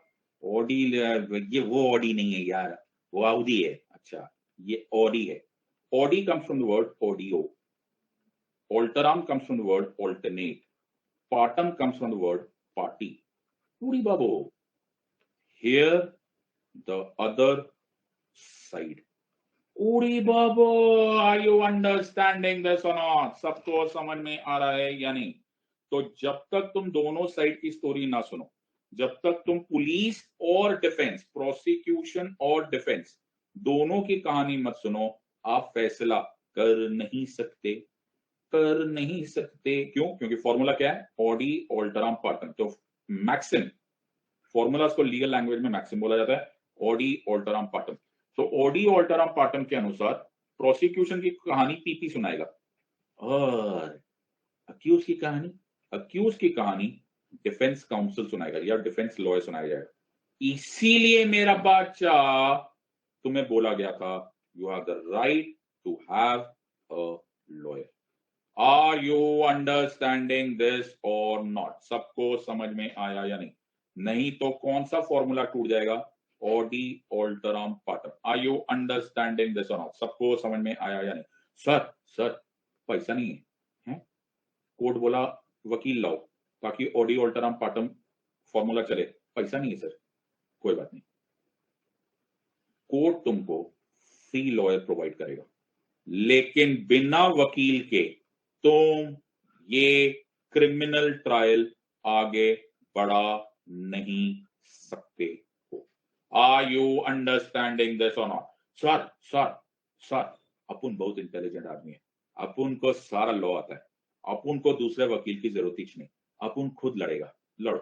ओके, तुमसे पूछा जाएगा तो तुम बोलोगे अपन पर्सनली रिप्रेजेंट करेगा अपने केस को, तो कोर्ट बोलेगा देख यार तेरी मर्जी है, मैंने तेरे को मौका दिया है, तू वकील मंगवा ले या हम फ्री में देते हैं, लेकिन अगर तू पर्सनल करेगा तो you have waived of your right. क्या है यार? यू हैव वेव्ड ऑफ, तूने गिव अप कर दिया है अपना राइट। कल तू इसका एडवांटेज नहीं ले पाएगा कि मेरे पास वकील नहीं था, मैं तो खुद ही किया। कल अगर तू फांसी चढ़ा तो तू इस ग्राउंड पे नहीं बचेगा कि तेरे पास वकील नहीं था। तो अभी भी बोल रहा हूं, अच्छा सा वकील कर ले, सिद्धार्थ जयसिंह अरोरा सस्ता सुंदर टिका हुआ है, 3.2% डिस्काउंट भी देता है। समझ में आ रहा है कि नहीं? ओके, बाकी तेरी मर्जी। एवरीवन हैज अंडरस्टूड दिस और नॉट? सबको समझ में आ रहा है या नहीं? एवरीवन हैज अंडरस्टूड दिस और नॉट? सबको समझ में आया? यस और नो? ऑलराइट, सो ये हो गया सर। एक और बात, एवरीवन हैज अंडरस्टूड। सो मैंने 2 फॉर्मूलाज बता दिए। हाँ सर, मैंने सब कुछ ही पढ़ा दिया, तुम तो प्रैक्टिकली तुम जुडिशियरी के एग्जाम दे सकते हो कल। ऑलराइट, तो ये मैंने मिरांडा वार्निंग ये सब भी पढ़ा दिया, मैंने ऑडियो अल्टरम पार्टम भी पढ़ा दिया। एवरीवन हैज अंडरस्टूड दिस और नॉट? सबको समझ में आ रहा है या नहीं आ रहा है? बहुत ही बढ़िया सर, आगे चलते हैं। ओके, आगे चलेंगे, आगे चलेंगे। ऑलराइट, सो अब मेरा एक और फ्रेंड है। सर कितने फ्रेंड्स हैं आपके? कोने कोने में मेरे फ्रेंड्स ही फ्रेंड्स हैं। सो मेरा एक फ्रेंड आया मेरे पास कल भागते हुए, कल आया था। ओके, तो बोला सिद्धार्थ यार मेरे को एक लॉ की किताब चाहिए। मैंने कहा ले ले अनपढ़, ओके तेरे को क्या करना है लॉ की किताब? तो बोला नहीं नहीं मेरे को लॉ की किताब दे दे। मैंने कहा ले जा बेटा, ले, मेरी लाइब्रेरी में जा, लॉ की किताबें है, ओके गिर रही है एक के ऊपर एक, जा तू भी ले ले। तो 2 घंटे बाद बिल्कुल पसीना पसीना होके आया, बोला सिद्धार्थ वो लॉ की किताब ही नहीं है। कौन सी किताब? जिसमें ये लिखा है कि जब मंगल ग्रह पर, मार्स पर प्रॉपर्टी बनेगी तो उसकी रजिस्ट्रेशन कैसे करनी है। मैंने कहा फिटे मुंह नलायक आदमी, मार्स पे अभी तक प्रॉपर्टी बनी नहीं है तो उसके लिए लॉ बनेगा कैसे? तो बोले वो मस्क भाई साहब तो बोल रहे हैं कि बन जाएगा। तो बोले जब बन जाएगा तब अपन लॉ बनाएंगे ना, पहले से थोड़ा लॉ बनाएंगे। I you understanding? So law always follows an event. I you understanding? पहले वो इवेंट होंगे फिर उससे रिलेटेड लॉ होंगे। I you understanding? जैसे पहले इंटरनेट आया उसके बाद इंफॉर्मेशन टेक्नोलॉजी एक्ट आया। आई यू अंडरस्टैंडिंग दिस पार्ट? पहले तो थोड़ा 1935 में बना दिया गवर्नमेंट ऑफ इंडिया 1935 के साथ इंफॉर्मेशन टेक्नोलॉजी एक्ट ऑफ 1935, एक दिन इंटरनेट आएगा, ऐसा नहीं होता। Are you understanding this part? सबको समझ में आया? Yes or no? उसी तरह से हमारे देश में एक ट्रेजेडी हुई। क्या हुआ? सो जब मैं 1980s के न्यूज़पेपर खोल के देखूं ना, तो हमें ना टेररिज्म नाम की कोई वस्तु दिखाई नहीं देती थी। बड़े ध्यान से देखना ये वाली बात। टेररिज्म नाम की वस्तु मालूम ही नहीं था, सानू पता ही नहीं सी कि कौन होंदा टेररिस्ट, की होंदा टेररिस्ट। ओके, सो मेरा एक फ्रेंड था, ओके वो एक पुलिस ऑफिसर था। ओके, तो पुलिस ऑफिसर संता सिंह, ओके मेरा बड़ा अच्छा दोस्त, और ये एक दिन अमृतसर घूम रहा सी। अच्छा, तो अमृतसर घूम रहा था तो पहली बार इंडिया को टेररिज्म इन ब्रॉड टर्म सुनाई दिया जब पंजाब में ये सब स्टार्ट हो गया, लेकिन तब तक टेररिज्म था ही नहीं। तो जब टेररिज्म ही नहीं था तो उससे रिलेटेड लॉ भी नहीं होगा। बिल्कुल सही बात है। I you understanding? मैंने अभी तुम्हें ये बात बताई। तो संता सिंह नाम मेरा दोस्त, मेरा प्राव, मेरा वीर, वो अमृतसर घूम रहा था, पुलिस ऑफिसर था। ओके, इलाके में घूम रहा था तो अचानक उसे 2 बंदे दिखाई दिए। अच्छा, एक एक्स एक वाई, और एक्स और वाई ने गोली मार दी। हुई हुई हुई, एक्स और वाई गोली मारी जा रहे, ठा ठा ठा ठा। ओके, मेरा दोस्त बड़ा हिम्मत वाला। Okay, now please try and understand, गोली मारना टेररिज्म है या मर्डर है? ओहो, आर यू अंडरस्टैंडिंग दिस और नॉट? राइफल निकालकर गोली मारना टेररिज्म है कि मर्डर है? सर प्रॉब्लम यह है कि जब तक टेरर के लिए लॉ नहीं बनेगा तब तक हम इसको मर्डर मानेंगे। Do you agree to this और नॉट? यस और नो? जब तक टेररिज्म नाम का लॉ ही नहीं बनेगा तब तक हम इसको मर्डर मानेंगे। Are you understanding? तो संता से मेरा बड़ा बहादुर फ्रेंड हैगा, उसने एक्स को फड़ लेता, बोला इधर एक्स को पकड़ा, वाई भाग गया। ध्यान से आंसर देना, बिल्कुल दिमाग से। टेरर नाम का लॉ नहीं बना है। एक्स को पकड़ के पुलिस ले गई पुलिस स्टेशन, इसके खिलाफ क्या चार्ज लगेगा? मर्डर की टेरर? मर्डर की टेरर सर, मर्डर की terror sir, murder. Are you understanding this part? क्या लगेगा सर? मर्डर। क्यों लगेगा सर? क्योंकि टेरर नाम का कोई लॉ बना ही नहीं। आर यू अंडरस्टैंडिंग दिस और नॉट? सबको समझ में आ रहा है या नहीं?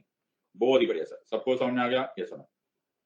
तो मेरे दोस्त को बहुत अच्छे से मालूम था कि मर्डर नहीं है, ये मर्डर से बहुत बड़ी चीज हुई है, लेकिन वो कुछ कर नहीं सकता क्योंकि ऐसा कोई लॉ नहीं बना हुआ। ये 1980s में बात है। 1990s आते टाइम बड़ा ट्रेजेडी हो गई यार, पूरे इंडिया में टेररिज्म फैल गया, तो पार्लियामेंट ने एंटी टेरर लॉज पास किए और अब हमको एक्चुअली मालूम था लीगली कि टेररिज्म नाम की कोई चीज होती है।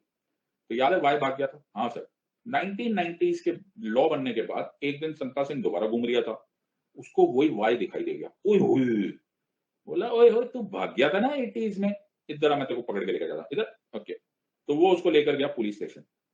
अब important question, for the offence that was committed here, why पकड़ा गया है इन 90s? You understanding? आंसर दो कि संता सिंह इस पर क्या चार्ज लगाएगा, मर्डर की टेरर? दिमाग लगा के आंसर देना।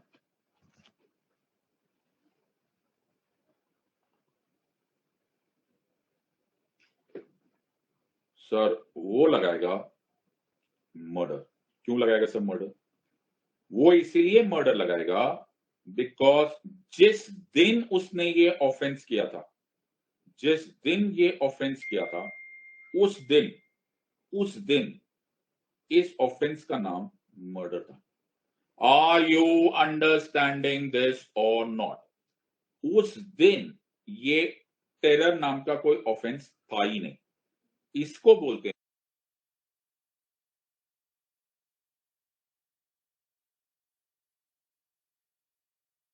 में, ये सुनो। सो 1990s में जो क्रिमिनल लॉ बना वो पास्ट के किसी इवेंट पर अप्लाई नहीं हो सकता। आर यू अंडरस्टैंडिंग दिस और नॉट? फ्यूचर में अप्लाई हो सकता है, प्रेजेंट एंड फ्यूचर में अप्लाई हो सकता है, पास्ट के किसी इवेंट पे अप्लाई नहीं हो सकता। सर ये आप बोल रहे हो, मैं नहीं बोल रहा। No person shall be convicted of any offense except for the violation of the law in force at the time of the commission of the act charged as an offense, nor be subjected to a penalty greater than that which might have been inflicted under law in force at the time of commission of the offense. ना तो उससे ज्यादा सजा दी जा सकती है जो उस दिन, जिस दिन तुमने कमिट किया, उस दिन लॉ में लिखा हुआ है। Are you understanding? सर इसको क्या बोलते हैं? इसको बोलते हैं no retrospective application of criminal law. क्या बोलते हैं सर इसको? No retrospective application of criminal law. Criminal law कौन सा law? Criminal law. Are you understanding? इसी को बोला जाता है no ex post facto law. क्या बोलते हैं सर इसको? No ex post facto law. In other words, normal साधारण भाषा में बोला जाएगा क्रिमिनल लॉ केवल प्रेजेंट एंड फ्यूचर इवेंट्स पर अप्लाई किया जा सकता है, नॉट टू पास्ट इवेंट्स। पल्ले पड़ रहा है या नहीं पल्ले पड़ रहा? आर यू अंडरस्टैंडिंग दिस और नॉट? तो ये कहां लिखा हुआ है सर? ये लिखा हुआ है article 20 sub clause 1। Are you understanding this और नॉट? पल्ले पड़ गया? एकदम पल्ले पड़ गया सर हमको। Everyone has understood. सो मैंने तुमको आर्टिकल 20 सब क्लॉज 1 भी पढ़ा दिया, सब क्लॉज 3 भी पढ़ा दिया और आर्टिकल 21 भी पढ़ा दिया, मिरांडा वर्सेस एरिजोना भी पढ़ा दिया और आर्टिकल 22 भी पढ़ा दिया। सबको यार तुम तो चैंपियन हो गए यार। बताओ, तुम्हारी तो लॉटरी लगी हुई है यार, आती होगी। ओके, सबको समझ में आ गया? ऑलराइट, तो एक एक और प्रॉब्लम है। अब क्या है सर? नहीं, प्रॉब्लम ना ऐसे ही है। तो ये समझाना मेरे ख्याल से क्रिमिनल लॉ में सबसे कठिन काम है लेकिन फिर भी मैं कोशिश करता हूँ, ओके? और नहीं समझ में आया तो रट के चले जाना, कोई बात नहीं। सो इसको बोलते हैं, ये आर्टिकल 20 सब क्लॉज 2 का कॉन्सेप्ट है। इसको बोलते हैं नो डबल जेओपार्डी। अच्छा, ये क्या है सर? ये बहुत ही इंटरेस्टिंग कॉन्सेप्ट है। देखो मेरी बात ध्यान से सुनो। होता क्या है, you have to understand this. जब हम किसी को पनिशमेंट करते हैं क्रिमिनल लॉ में, तो हम हिसाब पूरा करते हैं। You have to understand this, okay? तो ये है ए, यस, ए ने कोई ऑफेंस किया। ए ने क्या ऑफेंस किया सर? ए ने सर चोरी करी। ओई हुई, बुरा हुआ, वेरी गुड। सो ए ने ऑफेंस किया, थेफ्ट हो गया, उसके ऊपर क्रिमिनल ट्रायल चला, फिर उसको हमने जेल भेज दिया, बोला चल जेल जा, तो 3 साल जेल रहकर आ गया, ओके। जब वो वापस आता है ना, तो हम बोलते हैं हिसाब पूरा हुआ, ओके। यानी कि अब हमें सोसाइटी को इससे कोई गिला शिकवा नहीं होना चाहिए। इसने अपनी सजा पूरी कर दी, इसका ऑफेंस खत्म, जीरो हो गया, slate is clean. Are you understanding this part? सबको समझ में आया? तो हम बोलते भैया तूने अपना गलती की थी, हमने सजा दे दी, हिसाब पूरा, कर्जा दिया, कर्जा वापस हो गया, माफ हो गया। Are you understanding this part? तो एक बार ऑफेंस करके आया, उसकी सजा हो गई, फिर उसने अगले अगले साल फिर से थेफ्ट कर दिया, सर इसको तो आदत हो गई, हाँ कोई बात नहीं, फिर हमने इसको 3 साल की सजा दे दी, ओके। और फिर ये वापस आया तो इसका हिसाब पूरा हो गया, very good sir. Are you understanding this part और नॉट? सबको समझ में आ रहा है कि नहीं? सर इसको तो मजा आने लग गया जेल जाने से। हाँ, नहीं ऐसा कुछ नहीं, हिसाब एकदम पूरा हो रहा है। इसने ऑफेंस किया, इसने सजा पाई, इसका हिसाब पूरा हो गया। अब पार्लियामेंट इस पर एक लॉ बनाता है, या फिर स्टेट एक लॉ बनाता है कि जो जो 2 बार सजा भुगत के आए हैं, या जिसने 2 बार थेफ्ट किया है ना, इसको है ना सीरियस ऑफेंडर का नाम दिया जाए। और जो जो 2 बार थेफ्ट लेक करके आए ना, उसको एक और बार 1 साल की एक्स्ट्रा सजा दी जाए। ये क्या बात हुई सर? हिसाब पूरा हो गया था ना सर, फिर आपने कैसे दे दी? हाँ, यही वाली बात है। once you have been convicted and the game is over, you cannot face double jeopardy। वरना स्टेट तुम्हारे को बार बार बार बार एक ही सजा की, कई बार एक ही गुनाह की कई बार सजा देता रहेगा। ये बार is called as no double jeopardy। So no double jeopardy is no person shall be prosecuted and punished for the same offense more than once। Are you understanding? For the same offense। Now please understand, ये बहुत important बात है। Same होना चाहिए, similar नहीं होना चाहिए। तो पिछली बार तुमने चोरी की थी, इस टाइम तुमने चोरी नहीं, तुमने चोरी भी की और तुमने धमकी भी दी, ओहो थ्रेट भी दिया, तो ये सेम नहीं हुआ, इसकी सजा अलग से मिलेगी। आर यू अंडरस्टैंडिंग दिस और नॉट? सबको समझ में आया या नहीं? तो that is what I am saying, ये बहुत ही टेक्निकली डेंजरस पॉइंट हो जाता है। You have to prove the point same offence. तुम्हें ये पिक्चर से ज्यादा अच्छे समझ में आएगा। तो अगर तुम्हें आज मौका मिले तो एक पिक्चर देखना, फ्रैक्चर, अंग्रेजी में मूवी है फ्रैक्चर, ओके। तो वो तुम देखना, तुम्हें पता चलेगा डबल जेओपार्डी का, ये अमेरिका में भी सेम ही है। सो वहां पर देखना, तुम्हें बड़ा मजा आएगा, तो तुम्हें मेरी याद आएगी। तो याद रखना, डबल जेओपार्डी का बहुत अच्छा एग्जांपल है। और क्योंकि तुम समझ ही सकते हो कि इसको एक बॉलीवुड पिक्चर ने अडॉप्ट किया है, तो तुम समझ ही सकते हो टेक्निकली कितना इंटरेस्टिंग कॉन्सेप्ट होगा। तो आइदर वेज इसको बोलते हैं नो डबल जेओपार्डी, और ये नो डबल जेओपार्डी आता है आर्टिकल 20 सब क्लॉज 2। सबको समझ में आ रहा है या नहीं आ रही? Everyone has understood this one। तो मैंने तुम्हारे बल्ले बल्ले कर दी। क्या हो गया सर? बल्ले बल्ले बल्ले बल्ले कर दी मैंने, क्यों? क्योंकि तुम्हारा आर्टिकल 20 भी पूरा, 21 भी पूरा, और 22 भी पूरा। Are you understanding this one? So very important part, it is article 21। article 21 says no person shall be deprived of his life and personal liberty, shall be deprived of his life or personal liberty except according to procedure established by law। Very good sir. फिर है, इसको बचाने के लिए है article 22, protection from arrest and detention in certain cases, yes और no? Yes sir. और article 20 जो कि बोल रहा है protection from arbitrary conviction. Are you understanding this? सबको वो समझ में आ रहा है या नहीं आ रहा? इसी खुशी में हम लेंगे एक 5 मिनट्स का ब्रेक और कंटिन्यू करेंगे इसके आगे।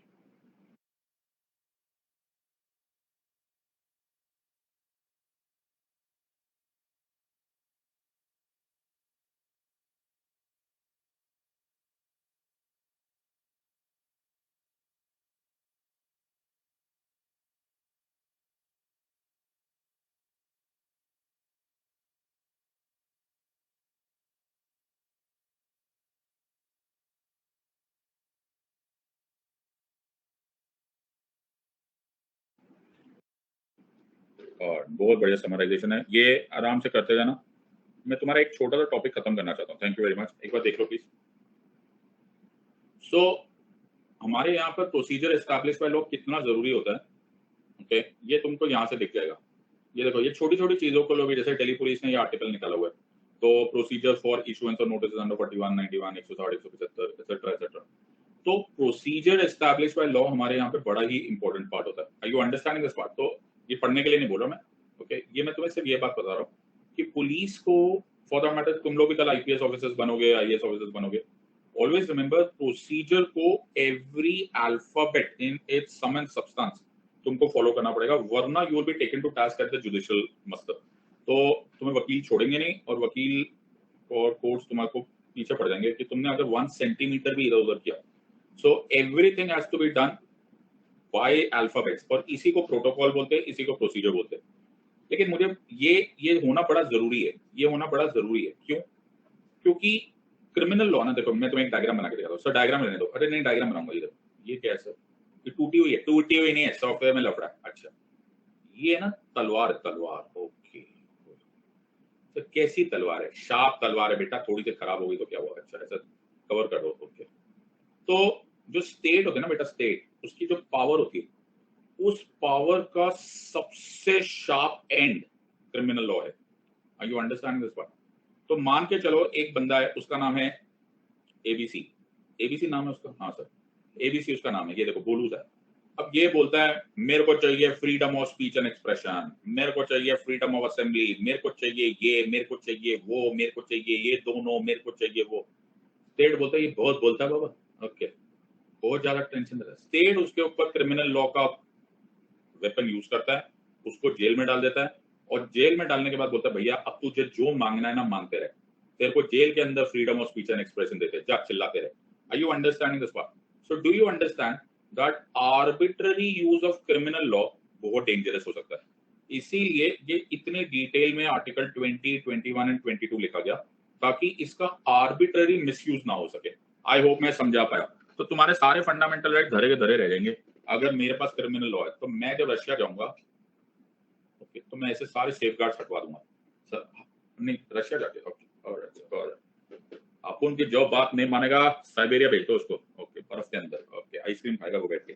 सबको समझ में आ रहा है या नहीं समझ में आ रहा है? Everyone has understood. मेरे को रशिया जाने की जितनी तमन्ना है ना, पल्ले पड़ा या नहीं? एवरीवन हैज अंडरस्टूड दिस और नॉट? सो ये बहुत ही इंपॉर्टेंट कॉन्सेप्ट है। That is why criminal law को सेफगार्ड देना बड़ा जरूरी था। यस सर, लेकिन इसके साथ एक प्रॉब्लम है। अगर मैं आर्टिकल 22 पढ़ूंगा तो उसमें आएगा protection against arrest and detention, लेकिन ये लाइन तो सर किसी ने मिस कर दी। Certain cases, yes, article 22 protection against arrest and detention कर रहा है, बट इन सर्टेन केसेस कर रहा है, यानी कि सर्टेन केसेस में नहीं भी है, और वो जहां नहीं है वो होते हैं प्रिवेंटिव डिटेंशन। सो प्रिवेंटिव डिटेंशन क्या होता है? डिटेंशन या अरेस्ट आमतौर पे दो तरीके के होते हैं। कौन से होते हैं सर? एक डिटेंशन होता है प्यूनिटिव डिटेंशन। प्यूनिटिव मतलब PUNI, पनिशमेंट में से निकला हुआ। अच्छा, तुमने ऑफेंस किया, उसके बाद तुमको अरेस्ट किया या डिटेन किया, तो उसको बोलते हैं प्यूनिटिव डिटेंशन। हाँ सर, पहले पनिशमेंट पहले हम करेंगे तभी तो अरेस्ट करोगे। नहीं, अगर मैंने प्रिवेंटिव डिटेंशन यूज किया तो तुमने अभी ऑफेंस किया ही नहीं। सर ऑफेंस किया ही नहीं, और मैंने तुमको अरेस्ट या डिटेन कर लिया। सर ये क्या बात है? अगर मुझे ऐसा लगता है that there is a suspicion कि तुम कोई ऑफेंस करने वाले हो, सर वाले हो, आपको भविष्य मालूम है, हाँ वाले हो, तो मैं तुम्हें प्रिवेंटिव डिटेन कर सकता हूं। सर ये क्या बात हुई? और अगर ऐसा है तो आर्टिकल 22 की प्रोटेक्शन इसमें नहीं मिलेगी। आर यू अंडरस्टैंडिंग दिस और नॉट? सर ये तो बहुत ही खतरनाक सा काम है। So article 22 is utilized in terms of punitive detention, but never in case of preventive detention. Detention is usually punitive. Preventive detention, on the other hand, is taken beforehand to prevent possible commitment of crime. बात समझ में आ रही है या नहीं आ रही? तो sir आप किस वजह से प्रिवेंटिव डिटेंशन कर सकते हो? security of the state, maintenance of public order, maintenance of supplies and essential services, या डिफेंस, फॉरेन अफेयर्स और सिक्योरिटी ऑफ इंडिया, मुझे ऐसा लगे कि तुम लोग कुछ गड़बड़ करने वाले हो तो मैं प्रिवेंटिव डिटेंशन कर सकता हूं और फिर मैं आर्टिकल 22 से तुमको प्रोटेक्शन की जरूरत नहीं होगी। मतलब सर, मतलब तुम्हें लॉयर नहीं मिलेगा। क्या बात कर रहे हो सर? हाँ, और जरूरी नहीं है कि मैं तुम्हें ग्राउंड्स ऑफ अरेस्ट बताऊं। क्या बात कर रहे हो सर? मेरे को जरूरी नहीं है। ये क्या बात हुई sir? So a person may be taken to preventive custody पहले से 3 महीने के लिए, फिर 3 महीने के बाद बढ़ाना है तो एक एडवाइजरी बोर्ड को बुलाया जा सकता है जिसमें जजेस ऑफ हाई कोर्ट की क्वालिफिकेशन वाले लोग बोलेंगे तो मैं तुम्हारी ये प्रिवेंटिव डिटेंशन को 3 महीने से आगे भी बढ़ा सकता हूँ। क्या बात कर रहे हो सर? तो सारी कहानी यहाँ पर ये है कि सर प्रिवेंटिव डिटेंशन आपने अलाउ ही क्यों की है। So I hope you are understanding, alright. The state may refuse to diverge the grounds of detention if it is in public interest to do so. Sir इससे खतरा है ना, इससे आर्बिट्ररी एक्शन हो सकता है। तो मैंने बाबा साहब को फोन किया, मैंने कहा बाबा साहब आपने सारे कॉन्स्टिट्यूशन सेफगार्ड्स रखे लेकिन प्रिवेंटिव डिटेंशन को अलग क्यों रखा? इससे तो इंडिविजुअल लिबर्टीज पे खतरा हो सकता है। तो बाबा साहब ने मुझे जवाब दिया। बाबा साहब ने बोला कि सिद्धार्थ, इंडिया जब नया नया बना ना 1947 1950 में, तब इंडिया के ऊपर बड़ा मेजर थ्रेट था, both external as well as internal. ऐसे अनफोर्सीन सर्कमस्टांसेस को निपटने के लिए, वो स्पाइडरमैन में बोलते हैं ना, with great powers come great responsibility, वैसे with great responsibility you need great powers also. So हमारे देश पर ऐसे कठिन समस्याएं आ सकती है तो मुझे पार्लियामेंट को कुछ ग्रेट पावर्स देने की जरूरत पड़ेगी। मैंने कहा हाँ, प्रिवेंटिव डिटेंशन उस ग्रेट पावर का नाम है जो इंडिया पर खतरा आने से पहले ही उसको रोक देगा। मैंने कहा हाँ बाबा साहब, बात तो सही है, बट मैंने कहा बाबा साहब एक प्रॉब्लम है ना, प्रिवेंटिव डिटेंशन से इंडिया को तो आपने बचा लिया लेकिन इंडिविजुअल लिबर्टीज का क्या, ये तो मारी जाएंगी। तो बाबा साहब ने बोला Siddharth, nothing above the nation. Oh, बात समझ में आई या नहीं? Nothing above the nation. अगर इंडिया बचाने के लिए मुझे इंडिविजुअल लिबर्टीज को 1000 बार भी सैक्रिफाइस करना पड़ेगा, मैं उसको करूंगा। Nothing above the nation. Are you understanding this part? तो yes, there is a chance of preventive detention being misused, लेकिन we will continue to have this. Are you understanding this? So कल हम इसको करेंगे with relationship to certain judgments और तब तुमको ये और भी समझ में आ जाएगा, लाइक द AK गोपालन case, and that is why this is, yes sir. So team said like you are in very good position. We will continue this क्योंकि मैं अभी इस टाइम पे वो पकड़ नहीं पाऊंगा, मेरे पास उतना टाइम नहीं है। I'll see you.